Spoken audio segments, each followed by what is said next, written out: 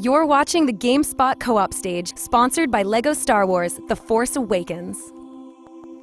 Hey everybody, welcome out to GameSpot's co-op stage live from E3 2016. Hey, I'm Chad from Screw Attack, and I got Danny here, and also we have a very special guest. I know. Norman Reedus and his weird digital baby are going to hang out with us today as we, I guess, rank Microsoft, right, Chad? Yeah, exactly. We're going to be ranking our excitement for Microsoft's press conference and just talking about all this stuff, because they went in a ballsy move this year. So, Totally. First of all, right out of the gate, they announced the Xbox One S. Yes, I mean, this is one of many things that leaked beforehand. That's it. It always happens. I guess it seemed like a lot of the stuff on Microsoft that morning, whatever was going on, and we learned a lot about it. But yeah, the S, it's the same price as the regular one right now. Yeah, it's $299. $299. It's like ridiculously smaller, which is a big deal. Especially because not only did they make it smaller, but they also incorporated an internal power supply. Right. So for the people that don't know what that means that gigantic brick that you've had, like just getting in the way everywhere. And it's a big one. It's gone. It's just going to be a cable now. So you own an Xbox One, right? Yeah. Yeah. So like I got one at launch and like did not realize how big that. Like it reminded me of the original Xbox, and it was just oh holy shit, where am I going to put this thing? Yeah. So I'm very happy about that. We are ranking them, right? Yeah. So I'd love to see what your I haven't actually ranked it, but what I've done is I've drawn the Xbox One, and have you seen this circle? Yes. So there's a problem. Whenever they show it on all like the pictures of the Xbox One S, it's this really nice finished grid. But if you actually see it up front, it's got this massive black hole in it, which like none of the key art shows. But if you see it in real life, it's like this awful, massive black hole sitting above it. It's just a black hole for you? Yeah, so I don't know. Like, I think it looks cool. It's nice and wide. But remember, when they zoom in, that's where the games are. They're filling the holes with the games. That's what it is. The hole in your heart where Xbox One was meant to be this whole time. And we'll talk about this here in a little bit, but they did something at the end of their press conference with announcing Scorpio that I think is just a huge mistake for the S. Like, I think the only reason it's just going to exist so that for people who buy one right now, they'll just get an S. Like, I don't think anybody, like anyone who got excited about the S right when they first talked about it was like, okay, yeah, I'm going to go buy it. And then they announced Scorpio, and like, oh, never mind. Yeah, I mean, it's so far away that, like, you're right. It's like anyone, are there droves of people who are waiting for an excuse to buy an Xbox? Like, I don't know that they are. And if they are, you've just told them to wait another 18 months. So I guess, like, maybe it just buys them some time. It's like, hey, this is a new form factor. Maybe the components got cheaper to like make this new version than the old one. Scorpio looks interesting. They're talking about this 6 teraflops thing. I'm not really sure. They were talking about, what was it? Limited, like, 4K gaming. 4K, that was the big thing. They, if you want a $299 4K player, there you go. You can get the Xbox One S. Yeah, right. What do you think, Norman? And then, Norman likes my, I tried to draw Scorpio from Mortal Kombat. He looks like a doctor. He does, yeah. He's the opposite of a doctor. Yeah, well, no, maybe he's like repenting his ways and now he just goes to school for... Get over here, I've got your medication. So I don't know, I think you're right. It's weird that they, I mean, they don't ever know what Sony's going to do. It was like Craig was saying in the last bit. Yeah, so I guess first they every time. have to come out and say, look, this is all the stuff we're doing for the next 2 years. I'm guessing we'll see a lot more of it next year, Scorpio. And I just hope it's as powerful as what they're saying, because, like, who knows? It's all PR at this stage. It has 6 teraflops. 6. They are going to stress that. Does everyone know? I have no idea what teraflops are. It's like when I moved to America and I had to go back to miles. Yeah. I don't fucking remember what miles are. I lived in Ireland, we had miles, and in Europe was like, no, kilometers. How many kilometers would you give the Scorpio? 6 Dr. Scorpions. 6 Dr. Scorpios. No, Dr. Scorpio, there's a trusting family name. Everybody wants to go to Dr. Scorpio. That's on Obamacare. Yeah, so we'll see. So the next one I want to talk about, and this one is one that I'm super hyped for, and they did a really interesting trailer, and that's We Happy Few. Right. So really creepy. First of all, it starts out and the dude's just sitting there and he's like changing his little newspaper clippings, and then all of a sudden he sees a picture of Harry Potter who's won a sorting contest. And maybe it's a sorting hat. But so he sees that and then he starts freaking out, and I'm like, wow, that was a pretty strong reaction. Then he thinks about taking his pill, right? And then joy pill. Yeah, the joy pill. And the lady comes in with a painted face and just, she's like, hey, come with me. We need you. We're going to have a piñata in the meeting room. So you go in there and he starts tripping out, and you see like you've already got this like really creepy vibe, but in this kind of happy environment. So I'm already just like hook, line, and sinker into the game, you know, like seeing what's going on. And then they're bashing this pinata, and I'm like, I hear that like squishing sounds, and I'm like, oh no, this is gonna be a real thing. And I was like, don't be a dog. So like, and luckily it was a rat. You weren't wrong. But really cool. So what about you? What are you thinking about it? I've drawn a paint. It's supposed to be a paintbrush with a new lick of paint, because I've played this game a bunch. I played it at Gamescom in Germany last year. It looks like a latte. Does it really? Just, I'll just write my name on it. I'll do Donnie, because everyone always says Donnie because of my stupid Irish accent. Yeah, so I played this game for about 40 minutes at Gamescom, and have you ever played Sir, You Are Being Hunted? No. So it's this PC, like, sort of open world sandbox procedurally generated thing where there are like different biomes and you're being hunted by all these robots, right? And We Happy Few is kind of like that, where it's a bunch of different biomes. One is like the big rich city where all like the people who pop their joy pills live. Right. And then there's the kind of like destitute one across the river, which is where all like the people who are all dour and don't take their joy. Kind of like Hunger Games-y. Yeah, Like, totally, right? And it's in this weird sort of like 1984 future London. So watching this was interesting, because this basically looks like the first 5 minutes of a game that is otherwise actually like not a linear, you know, story-driven Bioshock thing, but actually kind of a sandboxy thing. So that's kind of interesting, because I'm wondering now, are they kind of like, is there a bait and switch happening for people who haven't seen the old games? But also just in terms of licks of pain, it looks way better than it did before. Yeah. It looked like an indie PC thing before, and that's fine. Yeah. But like now it looks like a AAA like first-person game now. Oh no, it's definitely got my interest. I think I want to see more of it, but it definitely has the charm needed nowadays, especially in this industry, you know, to get your attention. You know, it's super unique looking. It's like weird Clockwork Orangey. Exactly, that's a great way to describe it. It's kind of Clockwork Orange adventure, I guess. Unnerving. Yeah, let's just hope nobody's going to be killing anyone with a giant. I was literally thinking to say. I was like, I'm not going to say it. Yeah, don't worry, I'll say it. Whatever. Oh, I like it. I can say this is your thing. They can't touch me. That's what I was going to draw. All right, cool. So next up, we had Gears 4. Right. Ooh.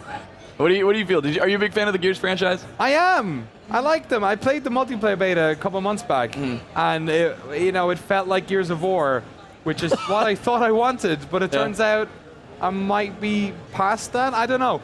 I think with Gears, there's an interesting problem they have where like they're trying to like give it again a new lick of paint, but it's so familiar to the old Gears games that I don't know what the new thing is that's like trying to drag me back in. Right. And they say they're going back to like the horror roots, and there was an element of like the first Gears of War game, especially with some of the boss fights and the krill levels. Of, it was a bit more scary than 2 and 3, which were just like all-out bombast. But again, I don't know. It's just that the level they showed was like a turret's firing at you, and then you go press X at the thing, and the turret stops missing. Nothing about it. Like in a demo with like all of these really cool games, Gears just felt like. Just kind of lukewarm. Yeah, I'm going to give it Gears 4 out of 10. Gears 4 out of 10. Perfect. I'm sorry, Gears Viking. There's probably a good game in there. But you know what? Show it to us. You know what I was more excited about, Gears related? Go on. The announcement of General Rom in Killer Instinct. Yeah, which we're gonna have them on here a little bit later today, and we'll be talking about that. Yeah. I'm a big fighting game player, and they did a really good job with Killer Instinct. So General Rom is like the most annoying part of Gears of War 1.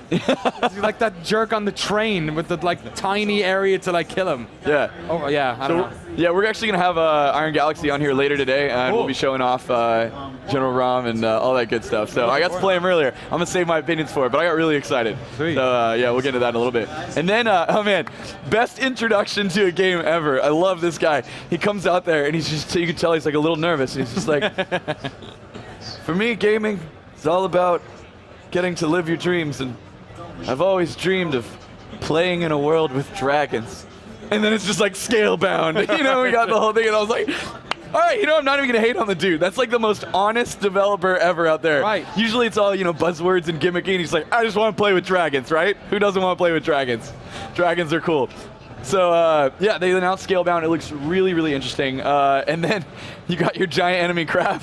Right. Of 2016. It was like totally lost on me. It wasn't until like 2 hours later somebody said that, and I was like, oh yeah. I mean, they showed off what the role of the dragon is, which I think is something that they showed a bunch of gameplay again at Gamescom last year, and you were kind of like, okay, it's like a hack and slash, but then you're fighting these big enemies, but then the dragon's just kind of like also helping out. Yeah. So, which is weird because like a lot of the whole excitement of taking on big enemies is always the fact that you're small and you have to do like piece by piece. Right. So when you have the dragon, it's like, well, he's just like helping out. So I think with this demo, the good thing they did was show like the scale of how big they're actually going. That like, oh, you need the dragon, but you still have that element of you fighting this big massive thing. Yeah, they're gonna mix it up. At the same time, like, why would you ever get off of your dragon? Like, Right.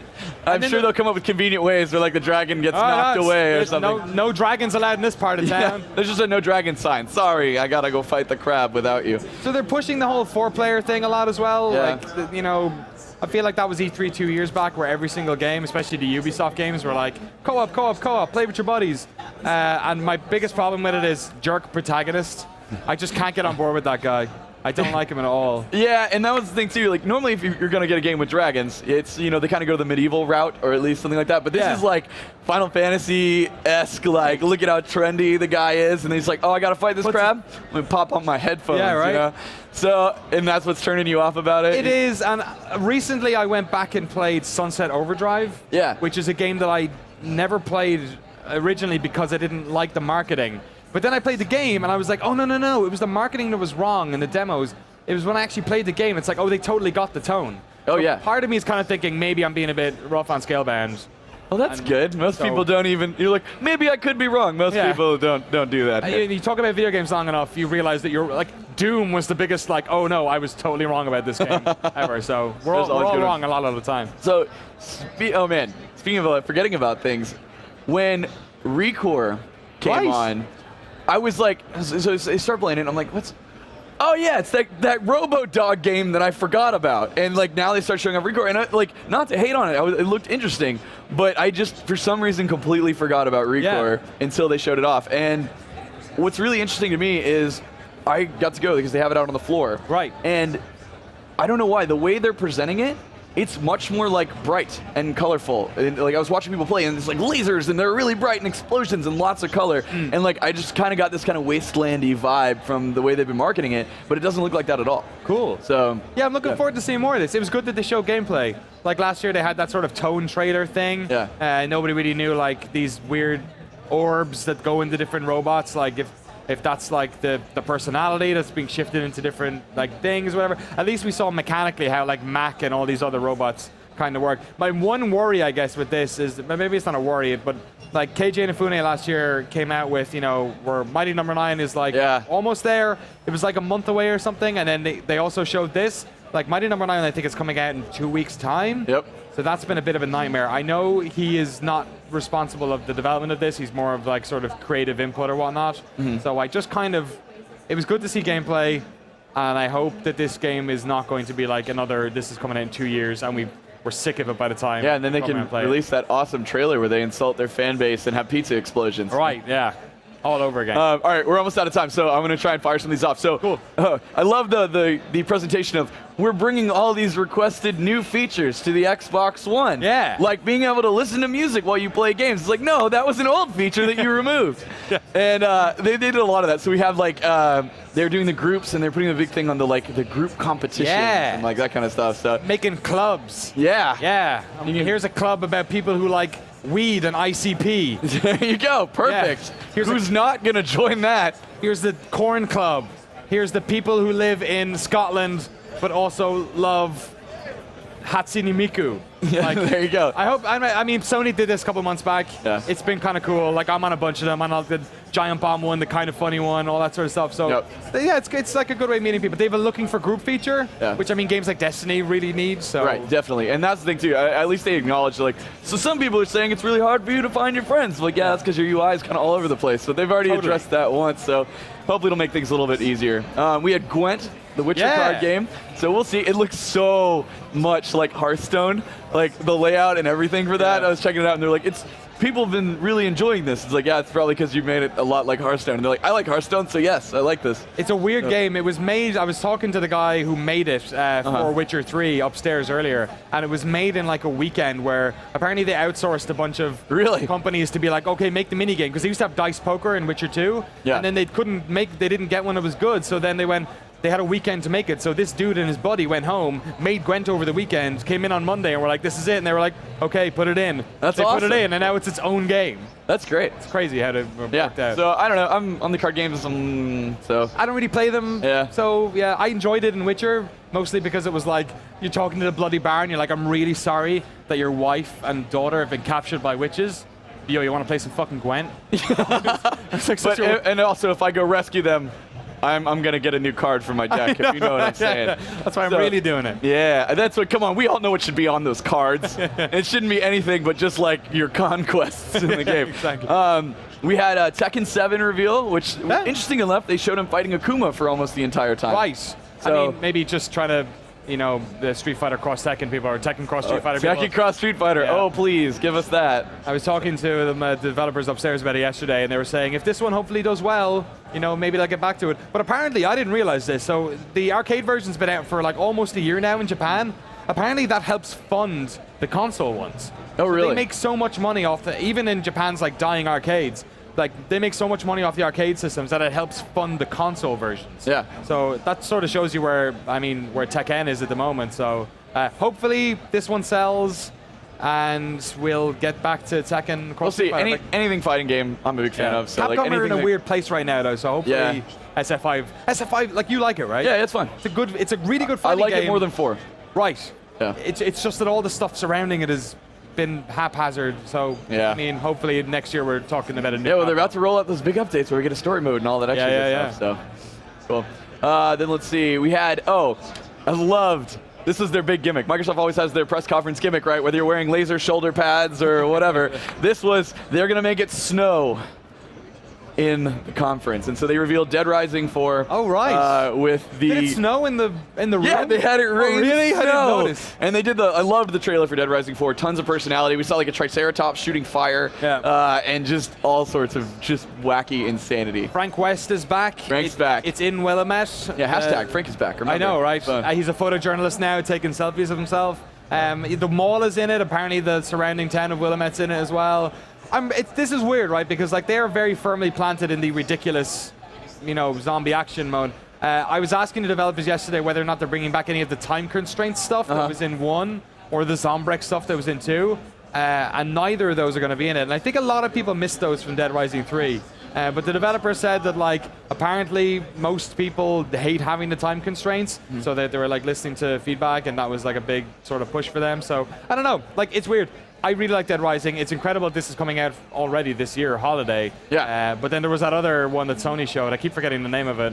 The other zombie game. Days Gone. Days Gone. Days Gone. I keep going to Until Dawn. You can also call it Interest Gone.